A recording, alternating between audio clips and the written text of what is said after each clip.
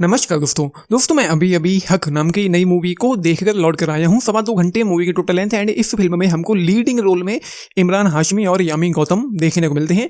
ये मूवी एक court room drama है और भारतीय कानूनी इतिहास के एक बहुत ही महत्वपूर्ण और विवादास्पद मामले शाहबानो केस से इंस्पायर्ड है। और मैं आपको पहले ही बता दूं, इस मूवी में थोड़ी बहुत क्रिएटिव लिबर्टी ली गई है और कितनी ली गई है ये मुझे नहीं पता, लेकिन क्रिएटिव लिबर्टी ली गई है उन दोनों लीड कैरेक्टर्स को लेकर के, इतना मुझे पता है। और आप लोगों को एक बात और बता दूं, असल में ये मामला तलाक का तो था ही नहीं, ये तलाक के बाद के मेंटेनेंस का मामला था।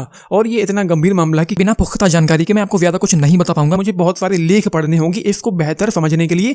और ये बात मैंने शरीयत की वजह से कही है, क्योंकि मूवी में एक सेंटेंस सुनने को मिलता है कि शरीयत का मामला अब कोर्ट रूम में डिस्कस होगा। This is dangerous and malicious. शरीयत का मामला अब इस कोर्ट रूम में डिस्कस होगा। और मुझे पर्सनली ऐसा लगता है कि ये मेंटेनेंस केस किसी हिंदू महिला का होता तो वो थोड़ा सिंपल होता, या मैं यूं कहूं कि थोड़ा कम कॉम्प्लिकेटेड होता। लेकिन यहाँ पर शरीयत और रिलीजियस पर्सनल लॉ जैसी व्यवस्थाएं बीच में आ जाती हैं, इसलिए ये केस थोड़ा अलग है। मैं आप लोगों को मूवी के प्लॉट के बारे में कुछ चीजें बता दूं, उसके बाद यहाँ पर और चीजों पर आते हैं। तो चीजें यूं होती हैं कि एक कपल है, हस्बैंड है, वाइफ है जो मुसलमान है, एंड जो हस्बैंड है उसने दूसरी शादी कर ली है, जिस वजह से जो पहली वाली वाइफ है वो अपने मायके चली जाती है। एंड जो हस्बैंड है वो ये मंजूर करता है कि वो हर महीने बच्चों के भरण पोषण के लिए 400 रुपए देगा, लेकिन वो जब पैसे देना बंद कर देता है। हमारे 3 छोटे बच्चे हैं, महीने के खर्च पर बात हुई थी, अचानक पैसे देना बंद कर दिया।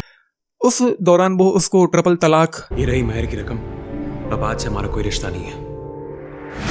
तलाक तलाक तलाक तलाक भी दे देता है। और जो महिला है, जो पहली बीवी है, वो कोर्ट में एक केस फाइल करती है ताकि उसको मेंटेनेंस दिया जाए। एंड उसके बाद जो भी चीजें होती हैं वो आप लोगों को इस मूवी में देखने को मिलेंगी। और भारतीय कानून मुस्लिम पर्सनल लॉ के तहत मुसलमानों के व्यक्तिगत मामलों जैसे विवाह, तलाक, विरासत और भरण पोषण में शरीयत के सिद्धांतों को लागू करने की अनुमति देता है। कहने का मतलब भारतीय कानून इजाजत देता है कि शरीयत के सिद्धांतों को लागू करके उन लोगों के, मुसलमानों के इस तरह के मसलों को सुलझाया जाए। जब इन मामलों में कोई विवाद होता है तो भारत की नियमित अदालतें जैसे फैमिली कोर्ट इन पर्सनल लॉ के प्रावधानों पर विचार करते हैं, और जब वह दोनों पक्ष राजी न हो तो फिर भारतीय कानून व्यवस्था तो है ही है। इसका मतलब यह है कि अदालतें शरीयत के सिद्धांतों पर आधारित पर्सनल लॉ को लागू करती हैं, लेकिन धर्म संस्थाओं यानी शरिया कोर्ट्स द्वारा दिए गए फैसलों को कानूनी मान्यता नहीं देते हैं। लोग स्वेच्छा से उनके पास जा सकते हैं, लेकिन फैसले तभी मान्य होंगे जब दोनों पक्ष उन्हें स्वीकार करेंगे और वो किसी अन्य कानून का उल्लंघन न करते हों। इसको आप कुछ ऐसे समझ लीजिए कि मुसलमानों में शादी, तलाक और मेंटेनेंस को लेकर कानून बिल्कुल अलग है, और यहाँ पर इस केस में तो ट्रिपल तलाक वाला भी एक एंगल है। मतलब 3 तलाक शब्द बोल दिया तो वो दोनों अलग अलग हो गए और कोई रिश्ता नहीं रहा। तो उसको लेकर भी यहाँ पर इस मूवी में एक बहस छिड़ जाती है। आप सोचिए ये कितना सेंसिटिव मैटर है कि कोर्ट में जज खुद बोलते हैं कि इस अदालत में तलाक बिद्दत का जिक्र नहीं होगा, नहीं तो आप जेल जाएंगी। तलाक बिद्दत मतलब ट्रिपल तलाक, 3 बार तलाक शब्द बोल करके जो तलाक दिया जाता है उसी को तलाक बिद्दत कहा जाता है। यहाँ तक कि जज खुद सजेस्ट भी करते हैं कि आप अपना केस मुस्लिम लॉ बोर्ड में लेकर के जाएं। ऑल्दो 1985 में सीआरपीसी के 125 के तहत एक फैसला आता है। हालांकि आगे चल करके तत्कालीन राजीव गांधी सरकार ने एक नया अधिनियम पारित किया और सुप्रीम कोर्ट के इस वर्डिक्ट को पलट दिया। यह भारतीय कानून में एक दुर्लभ उदाहरण है जहां संसद ने सुप्रीम कोर्ट के फैसले को पलटने के लिए कानून बनाया, एक नया कानून बनाया। और ये मूवी भाई, इस मूवी के बारे में मैं ये कहूंगा कि मूवी का जो फर्स्ट हाफ है वो सिंपल है, कुछ भी बहुत खास नहीं है, कुछ भी बहुत नया नहीं है। नई शादी हुई है, शादी में चीजें सही चल रही हैं एंड बोरियत होने ही लगती है। शादी के कुछ महीनों बाद वो वाली एक्साइटमेंट नहीं रहती है, तो वो चीज़ें भी देखने को मिलती हैं। फिर जो वो बंदा है, जो हस्बैंड है, वो दूसरी शादी कर लेता है। उसके बाद दूसरी बीवी जब उसी घर में आती है, दूसरी महिला उसी घर में आती है बराबर की हिस्सेदार बन करके, तो थोड़ी कॉम्प्लिकेशंस होती हैं एंड उसको लेकर के जो चीज़ें हैं वो थोड़ी बहुत बिगड़ती हैं। एंड फिर मूवी के सेकेंड हाफ में जाकर के कोर्ट रूम ड्रामा यहाँ पर इस मूवी में शुरू होता है। एंड मैं ये कहूँगा कि मूवी मुझे पसंद आई है वो इसलिए क्योंकि ये एक अपने आप में एक एग्जाम्पल सेट करने वाला केस था,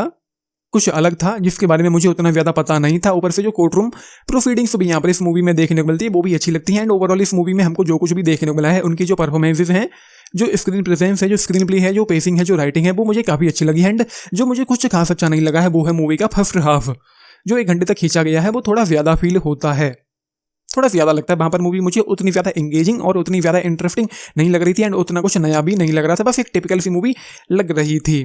तो ओवरऑल ये है मूवी। बाकी मैं ये कहूँगा कि इस केस के बारे में जानने के लिए ये मूवी देखी जानी चाहिए। बाकी जो कोर्ट रूम ड्रामा जो पसंद करते हैं उनको भी ये मूवी पसंद आ सकती है। हालांकि यहाँ पर कुछ स्टंट वगैरह नहीं किए गए हैं कोर्ट रूम में, जैसे कि हमको जॉली LLB फिल्म सीरीज में देखने को मिलते हैं, तो वो चीज़ें इस मूवी में हैं। अलग with the 3 stars out of 5 इस मूवी के लिए। 10 में से अगर आप लोग पूछें 6.5 स्टार्स। मैं इस मूवी को 3.5 स्टार्स देने वाला था, लेकिन मैंने 3 स्टार्स इसलिए दिए हैं कि जो फर्स्ट हाफ है वो मुझे थोड़ा बोरिंग लगा है, वो मुझे उतना अच्छा नहीं लगा है। तो ये है ये मूवी। आप लोगों ने देखी है, देख रहे हैं, अपने टेक्स्ट जरूर लेके बताना। बाकी लाइक शेयर सब्सक्राइब भी करना है चैनल को, वीडियो को। एंड मूवी में गाना सुनने को मिलता है बैकग्राउंड में, हक है, वो अच्छा लगता है। एंड कुछ हो जाके गूस बम्स भी आते हैं इस मूवी को देखते हुए। तो मैंने जैसा कि कहा, अपने टेक्स्ट जरूर लेके बताना। बाकी लाइक शेयर सब्सक्राइब भी करना चैनल को, वीडियो को। And this is Nitesh signing off. Thank you.